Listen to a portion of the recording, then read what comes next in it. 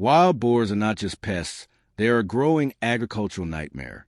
For farmers across villages and rural towns, these animals represent fear, frustration, and thousands of dollars in losses each season.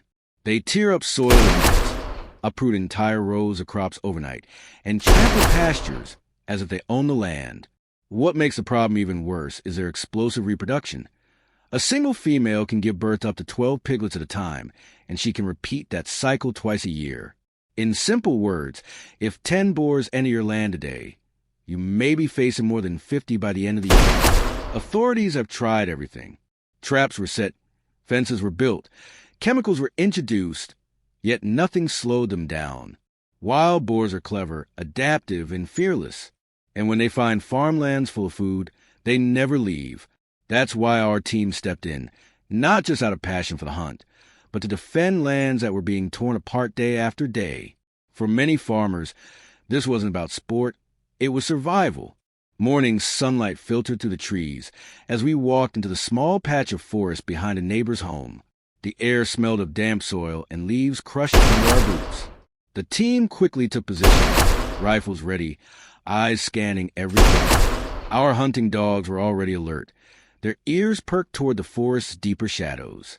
We waited in silence, the kind of silence that tightens the air when you know danger is hiding somewhere close. Minutes later, the forest erupted. The sharp, frantic barking of the dogs cut through the calm, followed by the unmistakable crashing of an animal running full speed. A wild boar burst from the thick brush, sprinting straight toward us.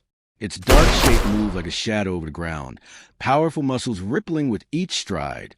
I steadied my rifle and followed its movement. The first shot skimmed its back. The second shot made it stumble.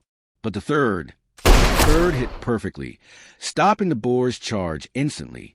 We dragged the first catch aside and scanned the forest again. It became clear that the small woodland could not hold many boars, so we decided to change locations. The dogs ran excitedly ahead, eager for the next trail. And before we even stepped out the tree line, they found one. Under a narrow stream, half hidden by rocks and weeds, another boar struggled to escape. I raised a rifle, breathed slowly, and fired. It dropped instantly. We pressed on toward a nearby hill covered in tall bushes, an ideal hiding place. From our vantage point, every rustle was a signal. Soon enough, a dark shape slipped between the shrubs. Gunshots echoed. The boar turned, panicked, and then tumbled down the hillside. After an hour of careful tracking, we moved deeper, heading toward an area known for larger packs. This was only the beginning of what would become one of the most intense hunting days of our lives.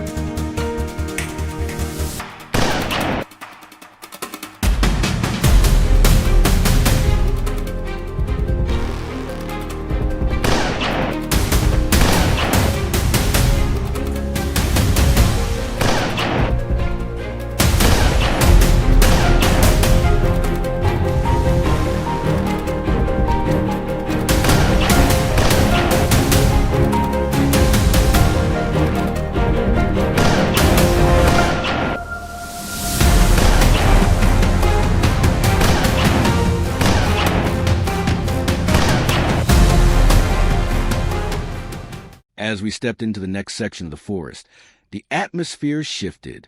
The trees grew taller, the air thicker, and the ground beneath our feet felt softer, soaked from an underground stream. This region was known among villagers as a hot spot, a place where large boar packs moved silently through the shadows. Our dogs picked up their scent almost immediately, tugging eagerly on their leashes before darting ahead. We tightened our grips on our rifles and prepared for whatever would emerge.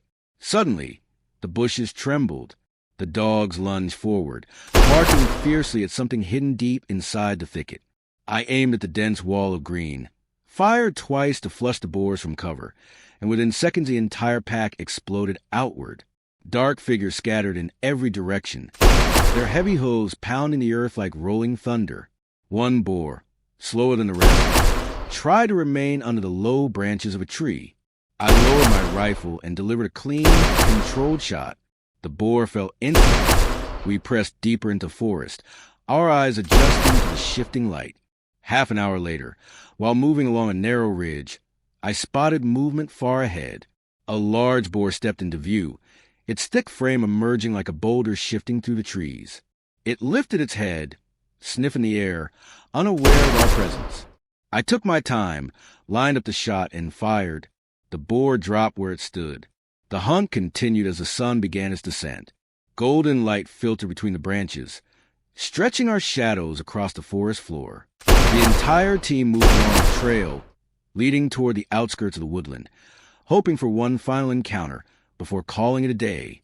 The air was calm, almost peaceful, until the ground suddenly shook with a rapid, heavy sprint. A boar shot out from the trees, cutting across the path right in front of us. Its speed kicked up dust into the air. Instinct took over. I raised a rifle, tracked its movement, and fired. The boar collapsed only a few meters ahead. Before we could even take a breath, another charged behind it, running in a desperate attempt to escape the chaos. With steady aim, I fired again and brought the second one down cleanly. By the time we began walking back, the sky had turned orange, sinking behind the hills like a burning ember. The forest glowed warmly, as if nature itself was closing the chapter on another intense day. We retraced our steps with the satisfaction of knowing we had protected countless fields and farms from further destruction. But the day wasn't over. Fate had more in store for us. For 2 weeks straight, farmers in a nearby rural village in Turkey had been living in fear. Wild boars have been tearing through fields, destroying crops, and attacking livestock under cover of darkness. The situation had become unbearable, and despite every method the villagers tried, nothing worked. That's when our team received it. This wasn't just another hunt. It was a mission to protect a community desperate for relief. When we arrived, we could sense the urgency. The villagers watched us with a mix of hope and exhaustion, guiding us toward the direction where the herd was last spotted.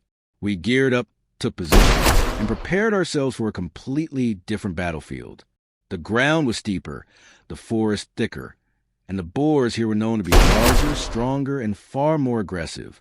And then, the first dark shapes appeared in the distance. The chase had begun.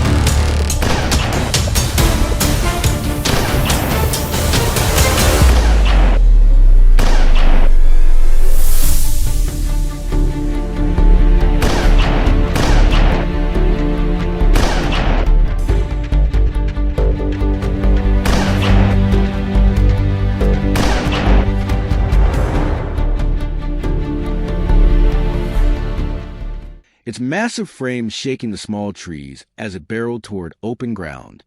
Our dogs barked and lunged, holding at bay, giving us the perfect opportunity. I raised my rifle, aimed carefully, and fired. The boar collapsed immediately, but before we could celebrate, another massive shape emerged from the shadows. This one was larger, darker, and moved with surprising speed and intelligence. We split into formation, each taking strategic positions. The forest floor was uneven, dotted with fallen logs and hidden roots, but we moved swiftly, silently communicating with gestures. The boar darted left, weaving through dense foliage, but our trained eyes followed every movement. My partner fired a precise shot, grazing the boar's flank. It roared and spun, but with coordinated effort, we trapped against a rocky incline. Another shot, and it went down for good. As the chase continued, we noticed signs of the larger herd, flattened grass, broken branches, and distant grunts. The boars were clever, scattering and regrouping, but the dogs' tracking skills were unmatched. They led us deeper into the forest, across small streams and up steep ridges, until we reached a hidden clearing known to be a resting spot for the largest boar packs. Here, the real challenge began. A group of boars, including at least one enormous male, charged simultaneously. Their aggression was unmatched. I fired at the closest one, hitting it cleanly, but the bigger one kept advancing, tusks glinting in the fading sunlight. My heart raced. The boar lunged toward our position, testing our nerves. My partner reacted instantly, delivering a perfect shot that caused it to stumble, buying me the time to aim and finish off. By now, the sun had dipped below the horizon, and shadows cloaked the forest in darkness. But the hunt didn't stop. We relied on night vision and the dog's instincts. Every snap of the branch, every rustle in the leaves could mean a boar was near. One dark shape moved along the ridge. I fired, then another appeared. After a series of calculated shots, we had taken down several more, gradually reducing the threat to the village below. Exhaustion set in, but so did satisfaction. Each successful hunt meant fields spared from destruction and livestock safer from attacks. Yet, even in victory, we knew the problem was far from over. Wild boars reproduce rapidly, moving in packs, and their survival instincts were unmatched. Protecting the community required persistence, skill, and unwavering vigilance. As we made our way back to the village, the forest quieted. The dogs, still alert, occasionally sniffed the air, ensuring no prey had escaped. Villagers awaited our return, relief written on their faces. They knew that every wild boar we took down was a step toward restoring their farms and livelihoods. Reflecting on the day, I realized hunting wasn't just about the thrill or the trophies. It was about responsibility, defending the hard work of farmers, maintaining balance in nature, and respecting the skill it took to track and confront these formidable animals. With teamwork, patience, and sharp instincts, we had achieved what few could: a successful hunt that would protect the community and serve as a lesson in perseverance against the relentless challenge of the wild boar. Tomorrow, the hunt would resume. The forest still held hidden boar packs. The cycle of strategy, chase, and precision would continue. For now, we rested, proud of what we had accomplished, and ready for the next encounter.